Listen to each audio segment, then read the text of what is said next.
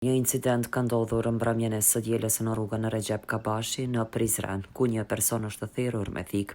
Sipas raportit zyrtar të policisë lidhur me rastin, është arrestuar një person në cilësinë e të dyshuarit. Viktima, e cila ka pasur lëndime nga arma e ftohtë, është dërguar menjëherë në spitalin për trajtim mjekësor.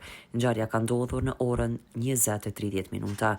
Me këtë rast është arrestuar i dyshuari pasi që dyshohet se kishte thirrur me thik viktimën mashkull kosovar. Viktima është dërguar në spital për tretman mjekësor. Me vendim të prokurorit, i dyshuari është dërguar në mbajtje të paraburgimit dhe hetimet vazhdojnë. Rizam Holding, fabrika e re e bllokave Izoblok, Krush e vogël. Me Izoblok ndërto dhe për pompa mos harxho.